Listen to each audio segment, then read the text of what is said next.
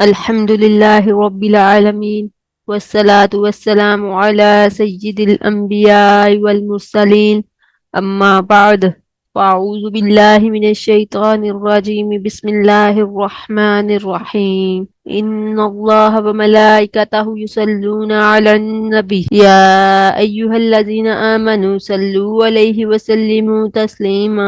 بے شک اللہ تعالیٰ اور اس کے فرشتے نبی پاک صلی اللہ علیہ وآلہ وسلم پر درود و سلام بھیجتے ہیں، تو اے ایمان والو تم بھی نبی پاک صلی اللہ علیہ وآلہ وسلم پر درود و سلام بھیجا کرو۔ السلام علیکم ورحمۃ اللہ وبرکاتہ۔ آج ہم حضرت موسیٰ علیہ السلام کے بارے میں جانیں گے۔ حضرت موسیٰ علیہ السلام نبی اکرم صلی اللہ علیہ وآلہ وسلم کی آمد سے تقریباً 2000 سال پہلے مصر میں پیدا ہوئے۔ آپ حضرت یعقوب علیہ السلام کی نسل میں سے تھے۔ آپ علیہ السلام کے والد کا نام عمران تھا۔ آپ کو اللہ تعالیٰ نے بنی اسرائیل کی طرف نبی بنا کر بھیجا۔ حضرت موسیٰ علیہ السلام کی پیدائش کے وقت مصر میں فرعون کی حکومت تھی۔ فرعون ایک ظالم اور متکبر شخص تھا اور خدا ہونے کا دعوے دار تھا۔ اس نے بنی اسرائیل کو غلام بنا رکھا تھا اور ان پر بے حد ظلم کرتا تھا۔ اسے کسی نجومی نے بتایا کہ ایک لڑکا پیدا ہوگا جو تمہاری بادشاہت کو ختم کر دے گا، اس لیے وہ بنی اسرائیل کے ہاں پیدا ہونے والے لڑکوں کو مروا دیتا تھا اور لڑکیوں کو زندہ چھوڑ دیتا تھا۔ قرآن مجید میں ارشاد ہے یذبحون ابناءکم ویستحیون نساءکم، ترجمہ تمہارے بیٹوں کو تو قتل کر دیتے تھے اور بیٹیوں کو زندہ رہنے دیتے تھے۔ انہی حالات میں سیدنا موسیٰ علیہ السلام کی ولادت ہوئی اور اللہ تعالیٰ نے غیر معمولی طریقے سے ان کو فرعون کے کارندوں سے بچا لیا۔ ان کی والدہ نے اللہ تعالیٰ کے حکم سے ان کو صندوق میں ڈال کر دریا میں ڈال دیا۔ یہ صندوق دریا میں بہتا ہوا فرعون کے محل کے قریب پہنچ گیا۔ فرعون کی ملکہ نے صندوق دیکھ کر اسے دریا سے بچا لیا۔ فرعون کی ملکہ نے صندوق دے کر اسے دریا سے نکالنے کا حکم دیا۔ جب صندوق کو لایا گیا تو اس میں ایک انتہائی خوبصورت بچہ تھا۔ بچے کو دیکھتے ہی ملکہ کے دل میں اس کے لیے محبت پیدا ہو گئی۔ ملکہ نے بچے کو اپنے پاس رکھنے کا فیصلہ کیا۔ حضرت موسیٰ علیہ السلام نے جوانی فرعون کے محل میں گزاری۔ اس کے بعد آپ صلی اللہ علیہ وآلہ وسلم مصر سے دور مدین تشریف لے گئے۔ وہاں 10 سال گزارنے کے بعد اب آپ علیہ السلام واپس آ رہے تھے کہ اللہ تعالیٰ نے کوہ طور پر آپ صلی اللہ علیہ وآلہ وسلم کو تورات دی اور نبوت عطا فرمائی۔ یاد رکھیے یہاں فرعون کی بیوی کا نام حضرت آسیہ تھا۔ بنی اسرائیل کو فرعون کی غلامی سے نجات دلاؤ۔ آپ علیہ السلام فرعون کے پاس پہنچے اور اسے معجزے دکھائے لیکن وہ نہ مانا اور اس نے آپ علیہ السلام کی اور زیادہ مخالفت شروع کر دی۔ ایک لمبے عرصے کی جد و جہد کے بعد آپ علیہ السلام بنی اسرائیل کو مصر سے لے کر نکلنے میں کامیاب ہو گئے۔ راستے میں سمندر تھا۔ حضرت موسیٰ علیہ السلام نے سمندر میں لاٹھی ماری اور سمندر میں راستہ بن گیا۔ فرعون بھی اپنے لشکر کے ساتھ ان کے پیچھے تھا۔ جب اس نے اپنا گھوڑا سمندر میں ڈالا، اللہ تعالیٰ کے حکم سے پانی آپس میں مل گیا اور فرعون پانی میں غرق ہو گیا اور بنی اسرائیل کو ان کی غلامی سے نجات مل گئی۔ بنی اسرائیل سمندر پار کر کے صحرائے سینا میں چلے گئے۔ صحرائے سینا میں بنی اسرائیل کے لیے کھانے پینے کو کچھ نہیں تھا اور اللہ تعالیٰ نے ان کو بے شمار نعمتوں سے نوازا۔ گرمی سے محفوظ رکھنے کے لیے ان پر بادل سایہ کیے رہتے تھے، کھانے کے لیے من و سلوہ اتارا اور پینے کے لیے پانی کے 12 چشمے جاری کر دیے۔ یہ سب اللہ تعالیٰ کے انعامات ہیں۔ حضرت موسیٰ علیہ السلام کی سیرت سے سبق ملتا ہے کہ مشکلات اور مصائب کا مقابلہ ہمت اور جرأت سے کرنا چاہیے۔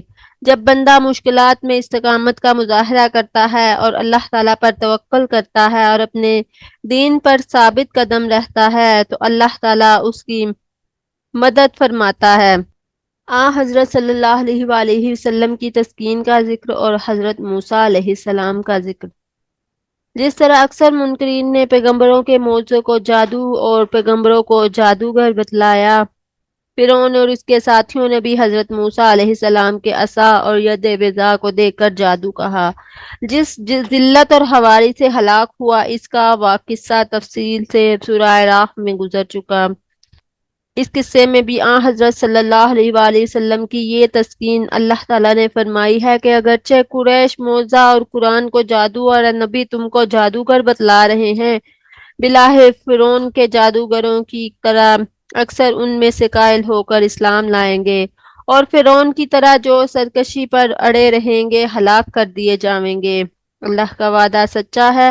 13 برس کی حضرت صلی اللہ علیہ وآلہ وسلم کی کوشش میں جس مکہ میں 100 کے قریب مسلمانوں کی تعداد تھی، 10 برس کے بعد اللہ تعالیٰ کا مقررہ وقت جب آ گیا تو سارا مکہ مسلمانوں سے بھر گیا، اور آج تک یہ ہدایت کا اثر باقی ہے کہ سوائے مسلمان کلمہ گو کے اور کوئی مکہ معظمہ میں نظر نہیں آتا، اور مشرکین مکہ میں سے جو لوگ مرتے دم تک راہ راست پر نہیں آئے، ان کا انجام بدر کی لڑائی میں جو ہوا وہ کچھ تو بدر کی لڑائی کے قصے میں گزر چکا ہے۔ اگر اللہ تعالیٰ ہر کام اللہ کی طرف سے مقرر ہے، وقت کا منتظر رہنا چاہیے، گھبرانا نہیں چاہیے۔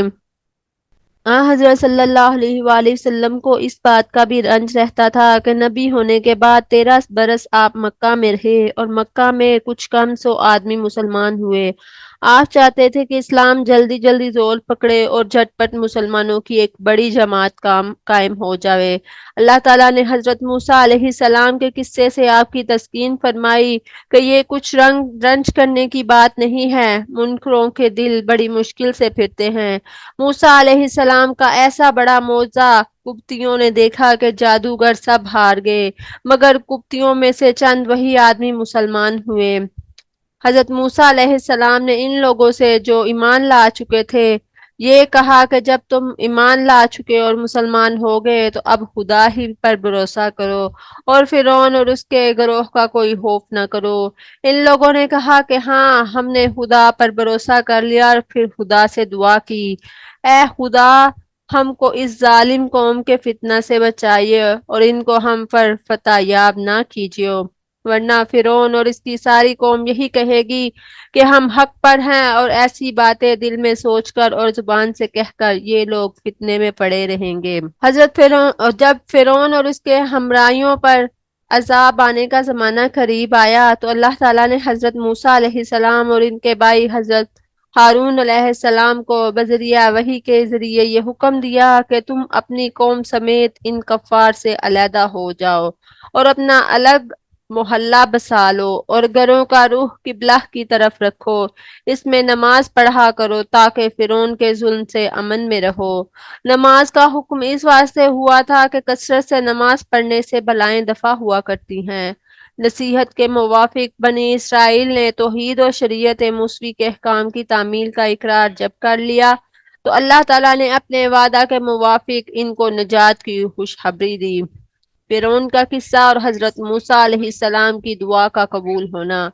فرعون کے ہلاک ہونے سے پہلے اس کی اور اس کے ساتھیوں کی سرکشی پر حضرت موسیٰ علیہ السلام کو غصہ آیا، اور حضرت موسیٰ علیہ السلام نے خیال کیا کہ ان لوگوں کی سرکشی کا بڑا سبب ان کے مال و متاع ہیں، اور مالداری اور عیش و آرام کے غرور میں یہ لوگ خود بھی نصیحت نہیں سنتے اور اوروں کو بھی گمراہ کرتے ہیں۔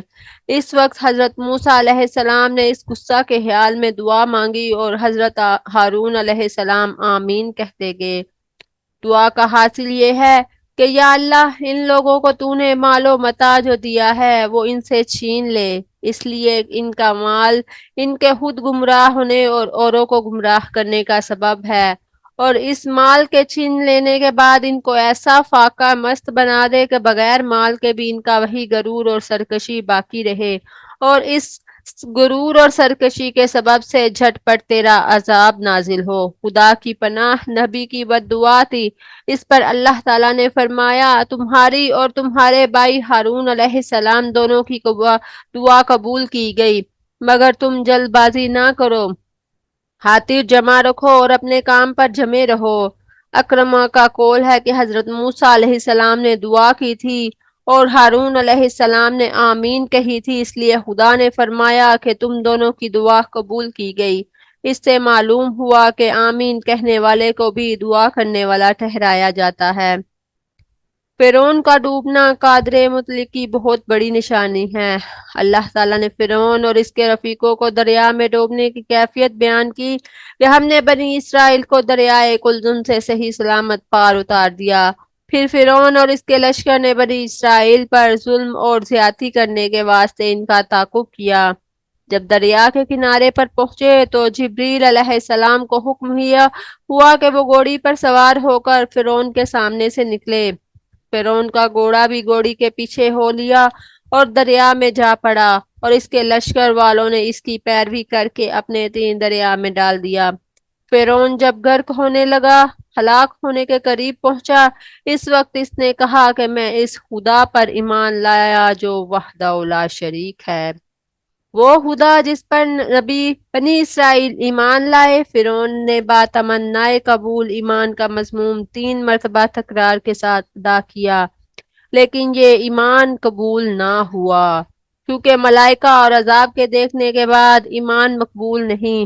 اگر حالت اختیار میں بھی وہ ایک مرتبہ بھی کلمہ کہتا تو اس کی ایمان قبول کر لیا جاتا، لیکن اس نے وقت کھو دیا، اس لیے اس سے یہ کہا گیا حالت اضرار میں جبکہ مرض میں مبتلا ہو چکا ہے اور زندگی کی امید باقی نہیں رہی، اس وقت ایمان لاتا ہے۔ خود گمراہ تھا، دوسروں کو بھی گمراہ کرتا تھا۔ جب فرعون اور اس کی قوم غرق ہوئی تو بنی اسرائیل کو اندیشہ ہوا کہ فرعون ہلاک نہیں ہوا اور دم کے دم میں کشتیاں تیار کر کے اپنے لشکر دریا کے پار اتار لائے گا اور ہمارے پیچھے آئے گا۔ حق تعالیٰ نے فرعون کی لاش پانی پر تیرائی اور لاش کو دریا سے باہر اونچے ٹیلے پر پھینک دیا، تاکہ وہ لوگ جو کہ تیرے پیچھے ہوں اور وہ اس کو خدا کی قدرت کا ایک نمونہ سمجھے اور عبرت پڑے۔ پھر ارشاد ہوتا ہے کہ باوجود یہ کہ ہم اپنی قدرت کی نشانیاں لوگوں کو دکھاتے ہیں، دلائل توحید سب کو سناتے ہیں، مگر بہت سے لوگ توجہ نہیں دیتے۔ ہم نے بنی اسرائیل علیہ السلام یعقوب علیہ السلام کی اولاد کو فرعون اور اس کی قوم کی ہلاکت کے بعد اچھی اور پاکیزہ جگہ دی، جیسے کہ ہمارے سچا وعدہ کے لائق تھا۔ پہلے تو ملک شام، پھر مصر دیا، اور پاکیزہ اور لذیذ چیزیں ان کے کھانے کے لیے ہم نے تجویز کی۔ اور ایک گروہ کے قول کے موافق یہاں بنی اسرائیل سے رسول مقبول صلی اللہ علیہ وآلہ وسلم کے زمانہ کے یہود مراد ہیں، بس انہوں نے اختلاف دین کے امر میں جہالت کی وجہ سے نہیں کیا۔ باوجود علم اور واقفیت کے اور رسول اللہ صلی اللہ علیہ وآلہ وسلم کی صفت توریت میں دیکھنے کے بعد وہ اختلاف میں مبتلا ہوئے، اور اس میں کوئی شک نہیں کہ ان کے اختلاف کا فیصلہ اللہ تعالیٰ قیامت میں کرے گا۔ اللہ تعالیٰ سے دعا ہے کہ ہمیں سیدھے رستے پر چلائے اور حق بات کہنے کی توفیق عطا فرمائے۔ آمین یا رب العالمین۔ تیرا لاکھ لاکھ شکر ہے۔ السلام علیکم ورحمۃ اللہ وبرکاتہ۔ نیکسٹ ٹاپک میں پھر حاضر ہوں گے۔ اللہ حافظ۔